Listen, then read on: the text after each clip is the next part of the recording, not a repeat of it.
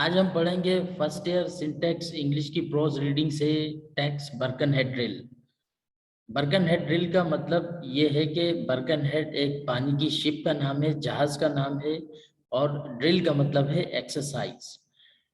Birkenhead basically England में एक town का नाम भी है।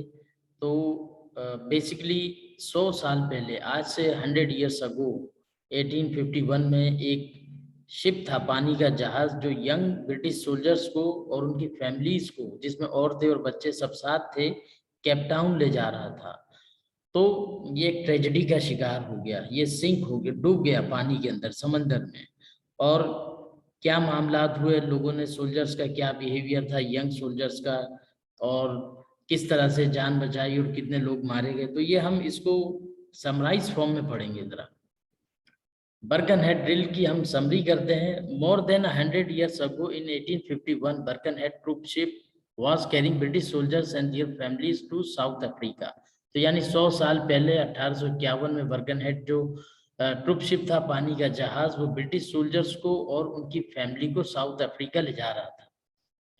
It had 630 persons on board, यानी इसमें 630 लोग थे पानी के जहाज में। The number of women and children was 170, 170 औरतें और बच्चों की तादाद थी। When it was 64 kilometers from Cape Town, South Africa, it ran into an underwater rock। और जब ये तकरीबन 64 किलोमीटर दूर था, करीब कह लें आप साउथ अफ्रीका के, सफ़र इसका होने वाला था बगैर किसी ट्रेजेडी के, तो ये टकरा गया एक चट्टान से जो पानी के अंदर छुपी हुई थी, रॉक। और वो किसी मैप के ऊपर भी नहीं थी। 100 ईयर्स पुरानी बात है। The vessel was split into two and the front half sank immediately. जो पानी का जहाज जो था, वो जैसे ही चट्टान से टकराया, दो हिस्सों में तकसीम हो गया। आधा हिस्सा फौरन ही पानी में डूब गया और आधा हिस्सा जो था वो फ्लोट कर रहा था पानी में। However, all the persons had managed to shift over the other half। जितने भी लोग थे वो जान बचाने में फिलहाल तो कामयाब हो गए। जो आधा हाफ हिस्सा जो शिप का तैर रहा था पानी में अभी भी और आहिस्ता आहिस्ता नीचे जा रहा था, सब के सब लोग उस जगह पे जमा हो गए, डॉक पे। Though they knew that their death was near and the ship was about to sink and there were only 3 lifeboats। तो वो ये जानते थे कि उनकी मौत काफी करीब है और सिर्फ 3 लाइफ बोट जो है वो कारामद बची, बाकी जो थी तबाह हो चुकी थी, आधे हिस्से के साथ डूब चुकी थी। Which had capacity for 180 person, और उसमें सिर्फ गुंजाइश थी एक, ये तीनों लाइफ बोट्स को अगर आप मिलाएं तो 180 लोगों को, पैसेंजर्स को उसमें बिठाया जा सकता था। तो वो ये कहते हैं, अब तादाद थी 630 लोगों की और जान बचानी थी सिर्फ 180 पीपल की। The decision about the rescue operation had to be taken hurriedly. अब रेस्क्यू, जान बचाने का जो प्रोसेस था, तेजी के साथ में ये ऑपरेशन करना था। In order to avoid confusion, the commander took the situation in his own hands and ordered the soldiers to gather on the deck in drill formation and directed them that women and children must be saved first because they were numbering 170 and there was capacity of 180 in 3 boats। जो captain था ship का वो young था, inexperience था, नौजवान था। जो soldier थे वो भी यंग थे, इनएक्सपीरियंस थे, नौजवान थे, लेकिन हीरोइक थे, हीरोइज्म था उनके अंदर, एक जान बचाने का जज्बा था, कुछ करना चाहते थे जिंदगी में।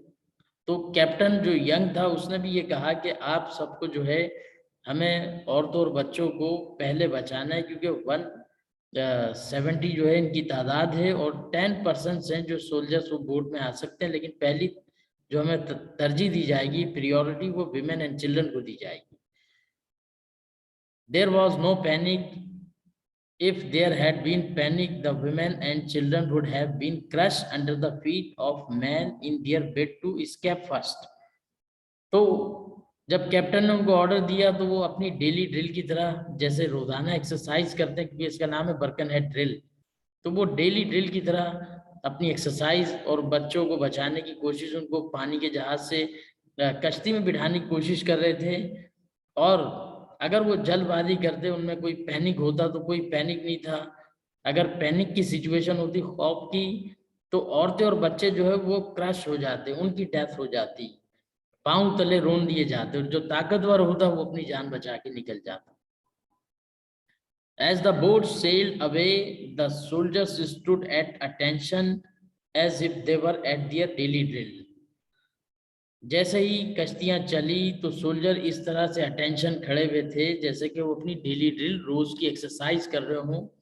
कोई पैनिक, कोई कंफ्यूजन, कोई शाउट और शोर शराबा कुछ नहीं था उनमें, कोई मरमर नहीं थी, कुछ बड़बड़ाहट नहीं कर रहे थे। When the remaining part of the ship sank, all the men went down into the water in drill position. और जब आधा हिस्सा जो अभी भी फ्लॉट कर रहा था, वो भी औरतों और बच्चों को कश्ती में उतारने के बाद वो भी डूब गया पानी में। और पानी बहुत ठंडा था, सर्द माहौल था। और नीचे जो बदकिस्मती उनकी ये थी कि शार्क फिश जो थी वो बड़े बड़े जॉज खोले हुए, अपने मुंह खोले हुए, वो शिकार का इंतजार कर रही थी। तो वो उन सोल्जर्स को, अगर वो पानी में बच भी जाते तो शार्क से कैसे बचते वो, और रेस्क्यू किस तरह से करते। लेकिन वो सारी सिचुएशन देख के इसी तरह बिहेव कर रहे थे जैसे अपनी डेली ड्रिल कर रहे हो। और अगर वो शार्क से बच भी जाते, पानी इतना ठंडा था कि खून जमा देने वाली सर्दी थी। ये सारी सिचुएशंस थी जब 64 किलोमीटर केप टाउन के वो करीब थे, सोल्जर्स अपनी मंजिल पे आने वाले थे और जहाज क्रैश हो गया। A few of them, however, struggled to the surface. उनमें से कुछ लोगों ने स्ट्रगल की, सरफेस पे आने की कोशिश की, तैरने की पानी में। They held wreckage till they were picked up by a rescue ship. जो छोटे मोटे पीसेस थे पानी के ऊपर फ्लोट कर रहे थे, उसको पकड़ के वो स्विम कर रहे थे कि उनकी कोई जान बचा ली जाए। Commander was one of those who has got the hold of wreckage, but he let it go to save two young men and he chose to die. जो उनका कमांडर था वो भी एक रैकेज पकड़ा हुआ था और वो फ्लॉट कर रहा था, वो खुद भी तैर रहा था कि कोई रेस्क्यू टीम उसकी जान बचाए। उसके साथ दो यंग सोल्जर्स भी थे जो अपनी जान बचाना चाह रहे थे और वो उस रैकेज को पकड़े हुए थे। लेकिन वो रैकेज इतना कमजोर था कि तीनों को बर्दाश्त नहीं कर सकता था, वो भी डूब सकता था और किसी की जान नहीं बचती। तो कमांडर ने हीरोइक एक्ट किया, हीरोइज्म का मुजाहरा किया और वो रैकेज छोड़ दिया, खुद पानी में हमेशा के लिए चला गया, उसकी डेथ हो गई और दो यंग सोल्जर्स की जान बचा ली। In all 438 people died. और तकरीबन जितने भी लोग थे 438 पीपल जो थे उनकी डेथ हो गई पानी के अंदर। तो उस दिन से, since that day, Birkenhead drill has become symbol of great courage to face certain death calmly in order to save weak in face of danger. तो बर्कनहेड ड्रिल का मतलब क्या है आज के दिन? Women and children first. जब भी कभी कोई मुसीबत आए, पानी के जहाज में, हवाई जहाज में, या फिर आम जिंदगी में कोई ट्रेजेडी हो जाए, आग लग जाए, फायर हो, कहीं कुछ भी मुसीबत आए, तो पहले तरजीहात दी जाएगी जान बचाने की औरतों और बच्चों को, ताकि कमजोर जो है उनको चांस मिल सके लाइफ का। तो अब इससे रिलेटेड कुछ क्वेश्चंस है वो हम डिस्कस कर लेते हैं। When and where did Birkenhead sink?